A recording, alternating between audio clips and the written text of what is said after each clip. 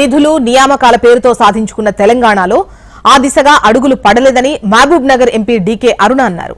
తెలుగు రాష్ట్రాల ముఖ్యమంత్రులు రాష్ట్ర విభజన చట్టాలపై చర్చకు సిద్దమవడం శుభ పరిణామంగా భావిస్తున్నట్లు తెలిపారు. ముఖ్యంగా కృష్ణా జలాల వాటాపై స్పష్టమైన ఓ నిర్ణయానికి రావాలని ఆమె సూచించారు.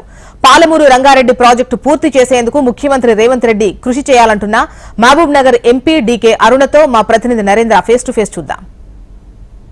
పార్లమెంట్లో ప్రమాణ స్వీకారం తర్వాత మొదటిసారి మహబూబ్ నగర్ పార్లమెంట్కు వచ్చిన ఎంపీ డీకే అరుణకు ఘన స్వాగతం లభించింది. సంబంధించి కూడా మహబూబ్ నగర్ వారిని కూడా పార్లమెంట్లో వినిపించేందుకు కూడా కార్యకర్తల నుంచి కూడా పూర్తి స్థాయిలో మద్దతు లభిస్తుంది. మనతో పాటు మహబూబ్ నగర్ ఎంపీగా తొలిసారి గెలిచినటువంటి డీకే అరుణ మనతో పాటు ఉన్నారు.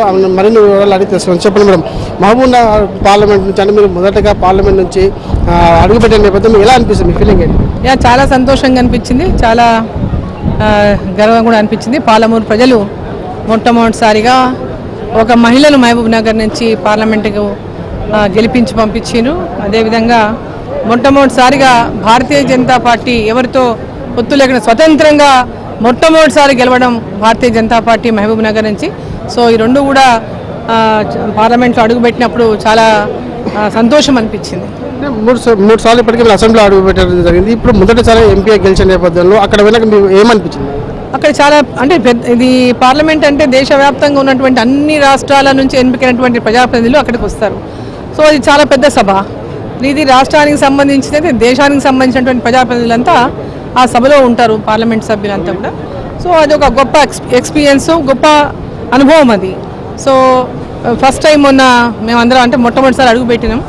సరే స్లోగా అందరితో కలవడము, పరిచయాలు పెరగడము ఇవన్నీ కూడా జరుగుతాయి. సో అదేవిధంగా పార్లమెంటరీ ప్రాక్టీసెస్ కూడా ఏ విధంగా ఉంటాయి, ఎట్లా ఉండాలి, ఏ విధంగా మనం ముందుకెళ్ళాలి, ఎట్లా ఇష్యూస్ పైన మనం పార్లమెంట్లో ప్రస్తావించాలి, ఇవన్నింటి మీద కూడా ఒక అంటే అబ్జర్వేషన్ అనేది ఇంపార్టెంట్. సో దాని తర్వాత మనం మెల్లమెల్లగా ఇక్కడ అసెంబ్లీలో మన గతంలో అనుభవం ఉంది. సో ఈ అనుభవం ద్వారా ఇక్కడ కూడా అన్ని విషయాలపైన కూడా ప్రస్తావించినటువంటి విధంగా ముందుకెళ్తాం.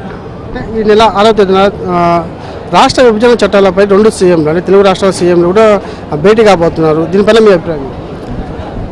రాష్ట్ర విభజన చట్టాల పైన ఉన్నటువంటి ఇష్యూస్ పైన ఇద్దరు ముఖ్యమంత్రులు భేటీ కావడం మంచిదే, రెండు రాష్ట్రాలకు కూడా మంచిదే. అది ఇరు రాష్ట్రాల మధ్యలో ఉన్నటువంటి సమస్యల పట్ల సానుకూలంగా దాన్ని పరిష్కరించుకోవాలి. ముఖ్యంగా వాటర్ ఇష్యూస్, మనకు ముఖ్యంగా కృష్ణా వాటర్ ఇష్యూసే మేజర్ ఇష్యూస్ ఉంటాయి మనకు. సో ముఖ్యంగా పాలమూరు జిల్లాకే తీవ్రమైనటువంటి ఇబ్బందులు లేని దాంతో మనకు మహబూబ్నగర్ జిల్లా ప్రాజెక్టులకు కృష్ణా వాటరే మనము మెయిన్ కాబట్టి. సో గతంలో మనకు ఉన్నటువంటి ఎలకేషన్ వాటర్ కూడా ఉపయోగించుకోలేకపోయినాం. సో ఈ ప్రాజెక్టులని పాలమూరు రంగారెడ్డి ఉన్న ప్రాజెక్టు పూర్తి చేసుకోవడమే కానీ, అదేవిధంగా పాలమూరు పార్లమెంటులో మహబూబ్ నగర్ పార్లమెంటులో 7 నియోజకవర్గాల్లో జూరాల ద్వారా నీళ్ళు అందించేటటువంటి విధంగా ఒక ప్రాజెక్టును రూపొందించి దానికి వాటర్ని సాధించుకొని దాని ద్వారా నీళ్ళు ఇచ్చుకునేటువంటి ప్రయత్నం కూడా రాష్ట్ర ముఖ్యమంత్రి చేయాలి. ఇది ఒక మంచి వాతావరణం, ఇరు రాష్ట్రాల మధ్యలో సానుకూలంగా సమస్యలను పరిష్కరించేటటువంటి వాతావరణం కూడా ఏర్పడాలి.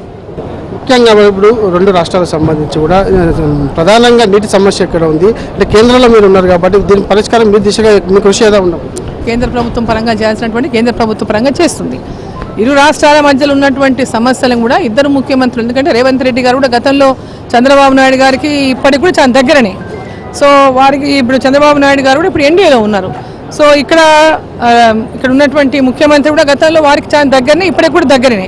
సో కాబట్టి ఈ ఇష్యూస్ని పరిష్కరించడంలో చొరవ తీసుకొని తెలంగాణ రాష్ట్రం ఏర్పడ్డదే అంటే వివక్ష పైన, నీటి యొక్క అంటే సాగునీటి పరంగానే పెద్ద ఇష్యూస్ ఏర్పడి తెలంగాణ కోసం పోరాటం వచ్చింది. సో ఈరోజు ఆ సాగునీటి సమస్యల పరిష్కారం కోసం ముఖ్యంగా పాలమూరు జిల్లా, ఉమ్మడి పాలమూరు జిల్లాలో కృష్ణాని వాటర్ని ఉపయోగించుకోవడానికి, పూర్తి స్థాయిలో వినియోగించుకోవడానికి ఆ యొక్క మనకు రావాల్సినటువంటి నీటి వాటాను సాధించే దిశగా ముఖ్యమంత్రి గారు కృషి చేయాలి. మేము కూడా వారికి పాలమూరు తరఫు నుంచి తెలంగాణ తరఫున కూడా మా యొక్క పూర్తి సహాయ సహకారం మేము అందిస్తాం. చివరగా అంటే ఈ 10 సంవత్సరాలు తెలంగాణ రాష్ట్రం ఏర్పడి ఇప్పటి వరకు ఈ సమస్యలు ఎందుకు పరిష్కారం కాలేదు, ఎవరి నిర్లక్ష్యం ఉందనుకుంటున్నారు?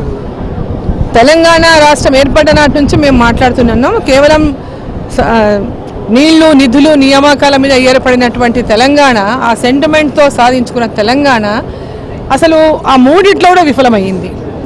సాగునీరు అందించడంలో విఫలమైంది. ప్రాజెక్టులు పేర్లకు లక్షల కోట్ల రూపాయల ప్రాజెక్టులు కట్టిండు కానీ వాటి ద్వారా నీరు అందించినటువంటి పరిస్థితి మనం ఎక్కడ చూడలేదు. అవినీతికి పెద్ద ఎత్తున పాల్పడ్డది గతంలో ఉన్నటువంటి బీఆర్ఎస్ ప్రభుత్వం. మరి ఈరోజు కాంగ్రెస్ పార్టీ అధికారంలోకి వచ్చింది. ఆ అవినీతి ఎక్కడెక్కడ జరిగింది, కాళేశ్వరంలో జరిగిన అవినీతిని బట్టబయలు చేయాలి.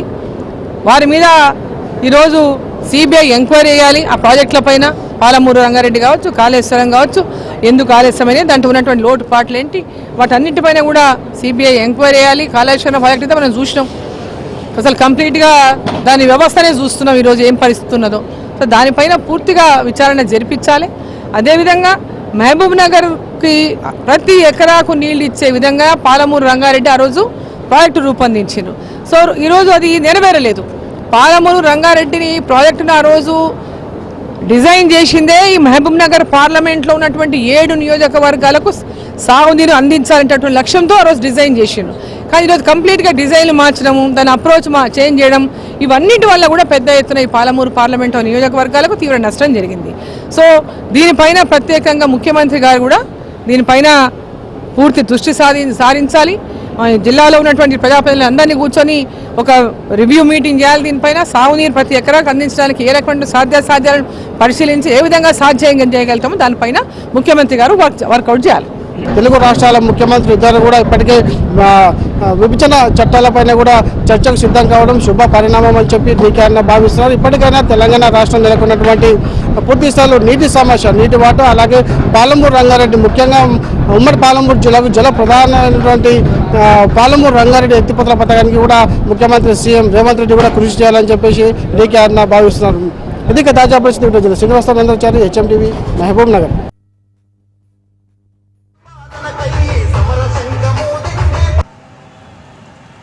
డీజే వెంకాల ఏ 2 వీలర్ కూడా ఉండదు, అన్ని కూడా బైక్స్ అన్ని కూడా ముందుకు రావాలి.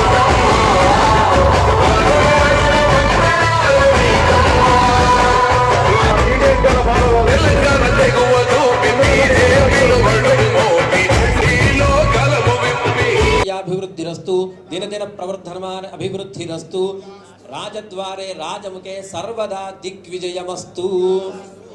రోచనో పదాధికారులందరికీ కూడా పేరు పేరున నమస్కారాలు తెలియజేస్తూ శ్రమిస్తూ ఆ రోజు గతంలో కూడా గెలిచిన ఎంపీ సభలు జరుపుకోవాలని చెప్పి నిర్ణయించడంలో భాగంగానే ఈ రోజు మనం